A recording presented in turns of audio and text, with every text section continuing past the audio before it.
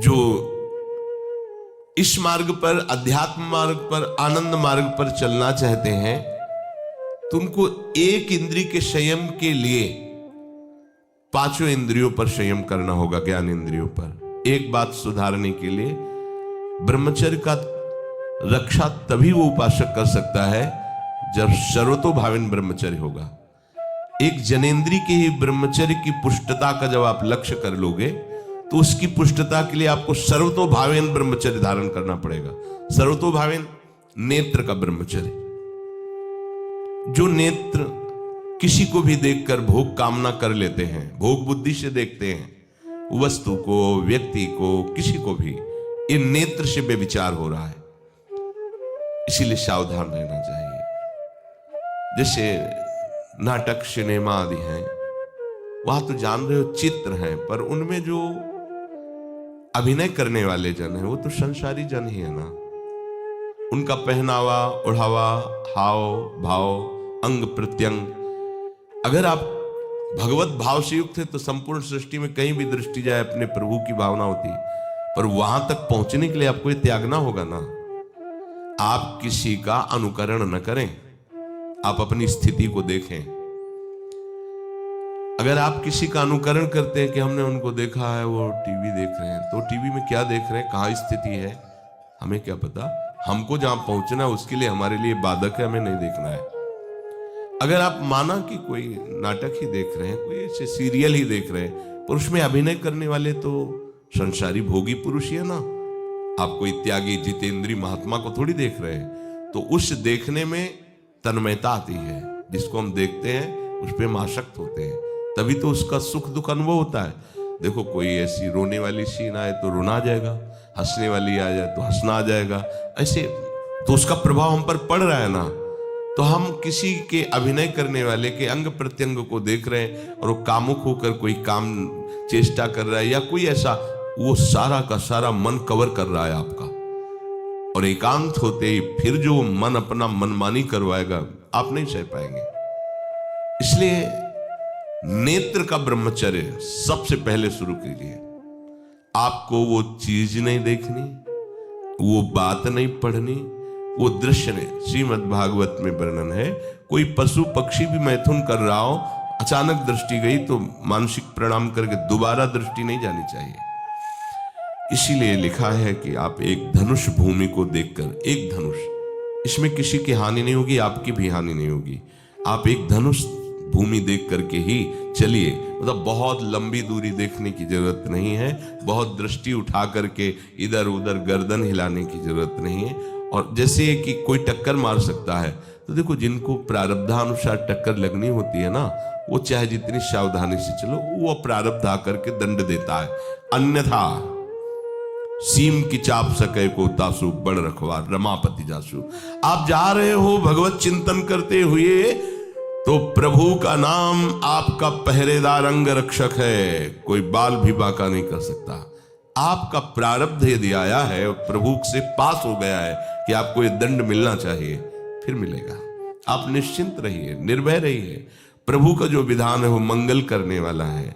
देखो इतने बड़े महापुरुष पूज्य श्री राधा बाबा, श्री आद्याशक्ति भगवती की प्रसन्नता की आराधना कर रहे हैं, क्योंकि श्री कृष्ण हमारे पति हों, इस सिद्धांत की पुष्टता के लिए। और पैर फिसल जाता है, स्नान करने जाते हैं, खड़ाऊ पहने हुए थे, अंग टूट जाता है, दवा नहीं लेते, बांस की खिपचाल बांधकर पुनः अनुष्ठान में बैठते हैं। बलिहारी ऐसी सामर्थ्य की, ये भागवतिक प्रारब्ध ऐसे महापुरुषों को भी दंड दे देता है। देखो ना, ऐसे महापुरुष जो ऐसी ऊंचाई पर पहुंचे हैं और इतने भागवत भजन में नियम निष्ठ है, उनको भी प्रारब्ध दंड दे रहा है शरीर को। तो अपने को इससे निश्चिंत हो जाना है। जो होना है उसे रोक नहीं सकते, जो नहीं होना उसे कोई कर नहीं सकता। अपने आराध्य देव के चिंतन में ज्यादा नेत्रों को इधर उधर दौड़ाने की जरूरत नहीं है। नेत्र का ब्रह्मचर्य, फिर वाणी का ब्रह्मचर्य, बहुत बड़ा प्रभाव पड़ता है इससे। यदि आप जवान से अश्लील बातें, गंदी बातें, कामुक बातें करेंगे तो आप ब्रह्मचर्य रह ही नहीं सकते। अगर आप वाणी से परस्पर शरीर आकर्षण वाली बातें करेंगे, बैठ, उसको देखा तुमने क्या? बस आप गए। चाहे वो स्त्री शरीरधारी साधक हो या पुरुष शरीरधारी, परस्पर आकर्षण संबंधी यदि वाणी खुली आपकी, तो वाणी के व्यभिचार से आपका जनेंद्री का व्यभिचार प्रारंभ हो जाएगा। आप रोक नहीं सकते, नहीं रोक सकते। इसलिए वाणी से भी कोई ऐसी वार्ता ना कीजिए जिससे आपके अंदर काम वेदना बढ़े। श्रवणेंद्री का, कान से गंदी बातें, व्यभिचार की बातें, कामुक बातें सुनना जिससे हमारे हृदय में कामना जग जाए, बिल्कुल नहीं। भले वो किसी को लेकर टीका टिप्पणी की जा रही हो, देखो वो साधक है, उसको हमने देखा वहां ऐसे देख रहा था, वैसे कर रहा था, वो तो आपको समझ में आ रहा है कि किसी साधक की बात कर रहे हैं, वो तुम्हारे नाश के लिए उपाय कर रहे हैं जो आपको ऐसी बात बता रहे हैं। क्यों? क्योंकि आप भी तो साधक हैं। श्रवणेंद्री का व्यभिचार हो रहा है। आराध्य देव के सिवा और कोई बात कान से सुनना उसे व्यभिचार कहते हैं। इसलिए महाप्रभु कहते श्रवण फूटो जो अन सुनो। ऐसा हमारा अगर कान कुछ और सुने तो फूट जाए, नेत्र कुछ और देखें तो ये नेत्र नष्ट हो जाए, वाणी कुछ और बोले तो मुख हो जाए। हमारी श्रवणेंद्री का व्यभिचार नहीं होना चाहिए। धर्म की बात, अपने आराध्य देव की बात, शास्त्र सम्मत बात हम श्रवण करें।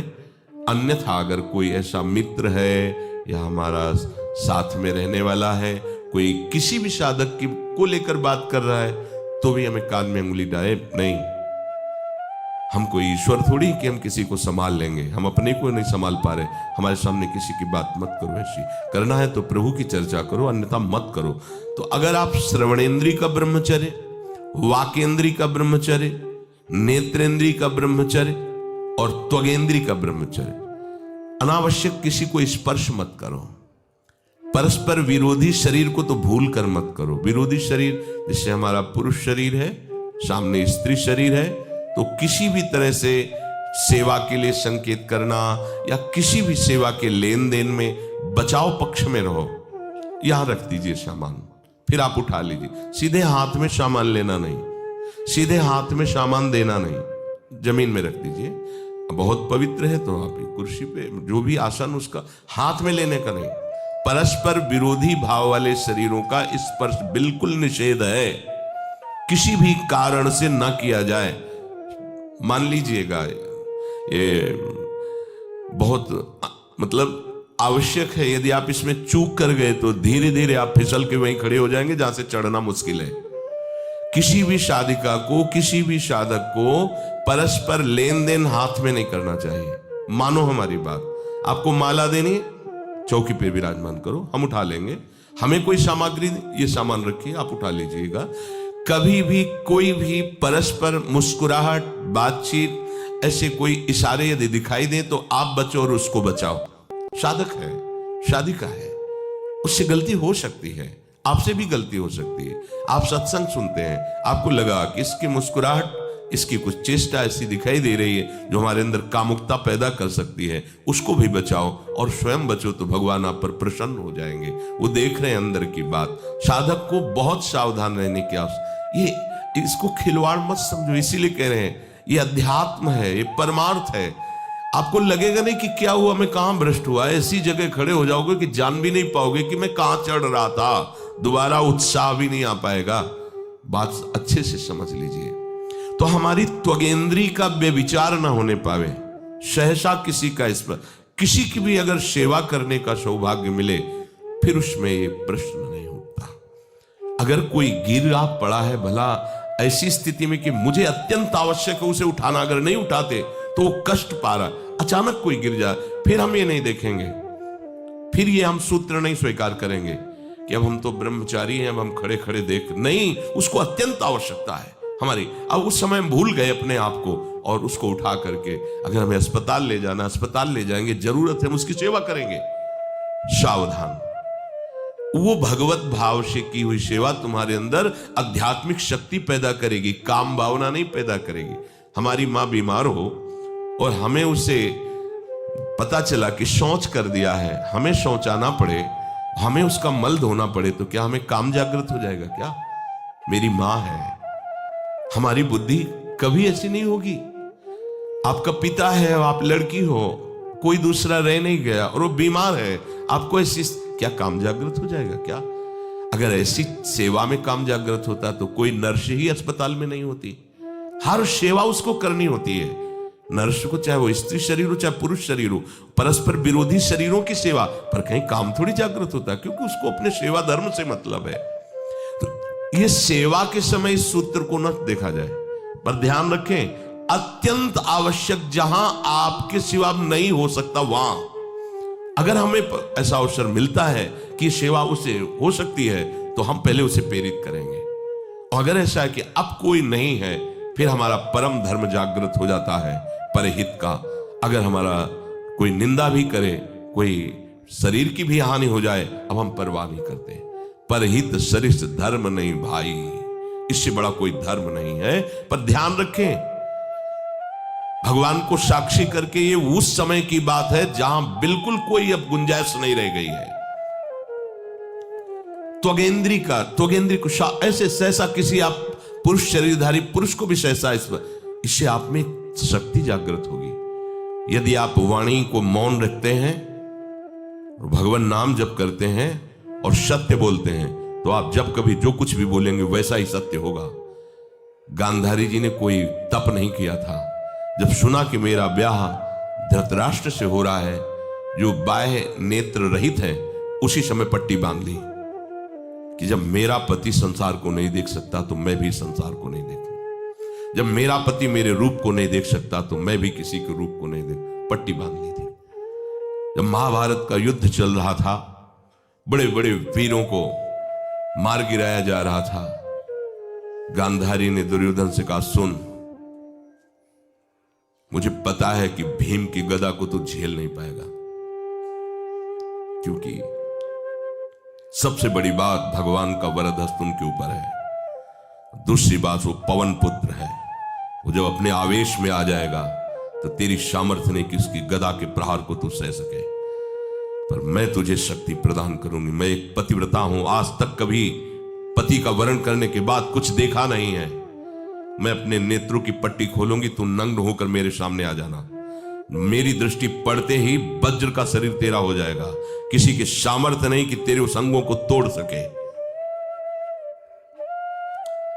भगवान सब कुछ जानने वाले हैं। भगवान भक्त पक्षपाती होते, भगवान का स्वभाव भक्त का पक्षपात लेना होता है। वो अपने महल से कॉरिडोर से जा रहा था गांधारी जी के पास, भगवान आ गए झट से, तो तुरंत उसने हाथ ऐसे लगा लिया, मुझे शर्म आनी चाहिए यार। तो हस्तिनापुर के सम्राट पद पर अभिषिक्त होने के लिए तैयारी कर रहा है, नंगे घूम रहा है गली में। उसने कहा, गली में नहीं, मां के सामने जा रहा है। अरे कोई बच्चा है, ऐसे जाया जाता है मां के सामने? उसने कहा, मां ने कहा है कि हम पट्टी खोलकर तुम्हें देख लेंगे तो तुम्हारा शरीर वज्र का। चलो माना, मां की आज्ञा का पालन करो, थोड़ा इन अंगों को तो ढक लो, तुम तो बड़े हो, कोई बच्चे थोड़ी मां के सामने ऐसे चले जाओगे, ढकना चाहिए तुम्हें। वापस कर दिया। वो यहां ऐसे पत्तों से ढका, वस्त्र नहीं पहना, मां की आज्ञा ऐसे पत्ते से ऐसे कमर से ऐसे ढक लिया, पीछे आगे ऐसे। गांधारी जी ने पट्टी खोली और जे ही देखा पूरा शरीर वज्र का हो। तो ये क्या किया तूने, कमर में क्यों बांध लिया? बोले शर्म लगती थी। कैसे आपके? बोले यहीं से मारा जाएगा। भीम की गदा का प्रहार तेरी इसी जंघा और कमर को तोड़ देगा, तेरी मृत्यु। मान गई, प्रभु के विधान के आगे किसी का बल काम नहीं करता। गांधारी, ये केवल आंख में पट्टी बांधने की सामर्थ्य थी कि मेरा पति यदि अंधा है तो मैं भी किसी रूप को नहीं देखूंगी। अगर आप वाणी में संयम में रहते हैं ना, वो और भजन करते हैं और सत्य बोलते हैं, तो आप जो बोलेंगे वही होगा। पर ऐसा कुछ अनर्थ वो बोलता ही नहीं, क्योंकि ऐसा संयमी जान जाता है कि इन सब का फल भगवत प्राप्ति है, किसी को कष्ट देना नहीं है। एक एक इंद्री का जब आप ब्रह्मचर्य संयम करोगे तब आपका वीर संयम होगा। ध्यान रखना, आप नेत्रेंद्री से गंदे चित्र देखें, श्रवणेंद्री से गंदी बातें सुने, वाणी से गंदी बातें बोलें, रसेंद्री से गंदा भोजन करें और सोचे ब्रह्मचर्य रह जाएंगे, तो बिल्कुल नहीं, कदापि नहीं। ब्रह्मचर्य कोई खिलवाड़ नहीं है। जो ये तो हुआ इंद्रियों का, फिर आता है अंतःकरण का ब्रह्मचर्य। हमारा मन काम की तरफ तभी जाता है जब उसको निज सुख नहीं मिलता। ध्यान रखना, सृष्टि में जितने भी दुर्गुण दुराचार होते हैं उनमें दो प्रधान होते हैं, एक काम भोग और एक धन, और सब छोटी मोटी बातें हैं।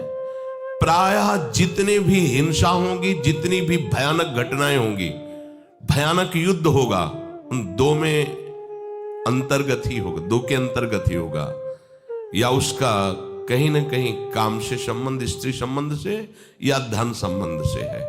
चाहे जो भी घटना हो उसको देख लेना, प्रधानता दो में ही होगा, कंचन और कामिनी। कीर्ति में कीर्तिवान तो कोई कोई बिरले ही होते हैं, तो वो तो बहुत आगे की बातें हैं, पर प्रायः जितने भी युद्ध हैं, जितनी भी हिंसा है, जितना भी भयानक कुकृत्य है, इन दो में ही होता है। उपासक को ये बात समझनी चाहिए, मन को समझाना चाहिए, सच्ची माने। मतलब वाणी में शब्द नहीं होता इन बातों को बताने का, यदि कहीं मन को समझाना चाहिए। देखो, अपने लोग उपासक हैं, हम जहां जहां आसक्त हो रहे हैं उसमें हमारे मन का केवल भ्रम है। शरीर के द्वारों में कहीं सुख है, घृणित द्वारों में कहीं सुख है। अगर सुख होता तो इनके भोगने के बाद हृदय कह देता कि अब कछुनाथ न चाहिए मोरे, शांत हो जाता। फिर ऐसा क्यों होता है कि उसको एक जगह तृप्ति नहीं होती? क्योंकि वहां सुख है नहीं। फिर सोचता है शायद उसमें हो, उसमें हो, उसमें हो। पूरे के पूरे युग के युग व्यतीत हो गए, कल्प के कल्प व्यतीत हो गए भोगते हुए, क्या सुख मिला? क्या स्त्री शरीर सोचता है पुरुष शरीर में सुख है, पुरुष शरीर सोचता है स्त्री शरीर में सुख है, या आदि आदि। अगर सुख होता तो पूरे ब्रह्मांड में पशु पक्षी कीड़ा मकोड़ा सब मैथुन धर्म से युक्त है, ये सब सुखी हो जाते हैं ना। जो जितना भोगा सकते उतना ही दुखी, देख लो, अशांत, क्लिष्ट, परेशान और पापाचरण युक्त। ये क्या है? मन को समझाइए। वैरागी भगवत मार्ग का पथिक मन के द्वारा ऑपरेशन करता है हर वस्तु का। ये सब, इसको ऐसा ना समझे कि बड़ी गुप्त बातें हैं। गुप्त बातें हैं प्रिया प्रीतम के दिव्य चिदानंदमय रहस्य की, ये गुप्त बातें नहीं, इनको समझो खोल करके। यदि आप किसी भी तरह से हस्तमैथुन आदि के द्वारा, गंदे दृश्य देख करके, गंदी क्रियाओं के द्वारा आप अपना नाश करते रहेंगे, तो ना आप इस लोक में सुखी रहेंगे ना परलोक में। मान लीजिएगा, ये बातें ना तो कही जाती हैं और ना सुनी जाती हैं और ना समझी जाती हैं। इसीलिए हमारा बहुत ही आगे की पीढ़ी, जो सनातन धर्मावलंबी, जो भागवत, हर देश से महान भारत देश को क्यों कहा गया? ऐसा भी है कि अन्य देश स्वीकार किया जाता है कि हमसे धनी है, स्वीकार किया जाता है कि वैज्ञानिक तत्वों में भी वो हमसे आगे हैं, पर भारत को महान धर्मशाली देश कहा गया है। कोई भी किसी भी देश का धर्म गुरु हो, हमारे देश में आएगा और हमारी ऋषियों के सूत्रों से ही अपने धर्म को पुष्ट करेगा। सांप का मूल जड़ भारत धर्म का है। कहीं भी हो, कहीं भी देख लो, चाहे जिस देश का नाम लो, कहीं ना कहीं किसी भारत के ब्रह्म ऋषि की छाप लेकर के डोल रहा है। भारत भोग प्रधान देश नहीं है, भारत धर्म प्रधान देश है। यहां धर्म गुरुओं के द्वारा धर्म स्थापना करके चलाया जाता है। यहां आज जो हम समझ रहे हैं कि बाहरी परिपाटी हमारे भारत में आ जाए तो भारत आधुनिक और सर्वश्रेष्ठ देश माना जाएगा, कभी नहीं। भारत अपनी परिपाटी से चलता है, तब सब देशों के ऊपर राज्य करता है। किसी भी देश में न पतिव्रता मिलेगी न यति मिलेगा, ब्रह्मचर्य का कहीं नामो निशान नहीं मिलेगा। ये भारत देश में ही मिलेगा। यहां ब्रह्मचारी मिलेंगे, यहां सती मिलेंगे, यहां प्राणपण से धर्म का पालन करने वाले मिलेंगे। अब हमारे जो नई पीढ़ी है वो आधुनिकता को स्वीकार कर रही।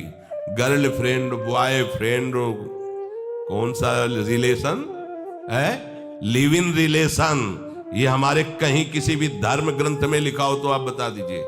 बाल्यावस्था से आज तक जितने भी धर्म ग्रंथों का स्वाध्याय हुआ, कहीं भी लिखा हो तो ये बोलो सर्वनाश का स्वरूप है कि नहीं है। अभी बच्चा ना तो लोक को जानता है, ना परलोक को जानता है, ना हित को जानता है, ना अहित को जानता है। अभी उसका ब्रह्मचर्य किसी काम लायक नहीं हुआ और वो उतर गया व्यभिचार में। क्या होगा उसका जीवन?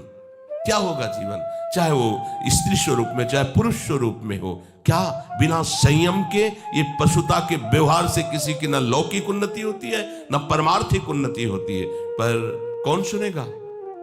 यही कहा जाएगा पुराने जमाने के शास्त्रों को केवल वर्णन कर रहे हैं, ये क्या जाने आधुनिक जमाने को। तो आधुनिक जमाने की दशा क्या, और यहाँ खोल करके देखो। कोई बात नहीं, दोस्त बनाना कोई बुरी बात नहीं, इस बात को हम मानते हैं। स्त्री शरीरधारी पुरुष शरीर को मित्र बना सकता है, कोई दोष नहीं। पुरुष शरीरधारी स्त्री को मित्र बना सकता है, कोई दोष नहीं। लेकिन मित्र का क्या कर्तव्य होता है?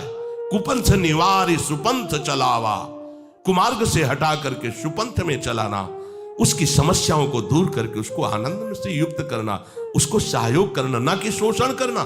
दोस्ती कहते हैं उसके दुखों को मिटा करके उसको शांति और सुख के मार्ग में ले जाना। इसीलिए ये जो आधुनिकता बढ़ रही है, ये जो खान पान गलत हो रहा है, ये जो दर्शन गलत हो रहा है, तो इस जमाने में ब्रह्मचर्य ये केवल शब्द ही लिखा मिलेगा, जीवन में नहीं मिलेगा। नए नए बच्चे व्यसन कर रहे हैं, नशा कर रहे हैं, गंदे आचरण कर रहे हैं। क्या होगा? कैसे आगे कोई समझेगा शास्त्र क्या है, धर्म क्या है, बल क्या है? आज नवयुवक 16 से 28 के बीच में कोई ऐसा नहीं दिखाई देता है जिसमें आध्यात्मिक थोड़ा भी बल हो, काम क्रोध आदि सहने की सामर्थ्य हो। अपने बूढ़े माता पिता को थप्पड़ मार रहे हैं, बूढ़े माता पिता को गाली दे रहे हैं, बूढ़े माता पिता जिन्होंने खवा पिला के इतना बड़ा, उन्हें अनाथालय भिजवाया जा रहा है, उनको छोड़ दिया जा रहा है। आप विदेश घूम रहे हैं, उनके खाने की व्यवस्था घर में नहीं। क्या है ये? आज आधुनिक विद्या का ये प्रभाव है।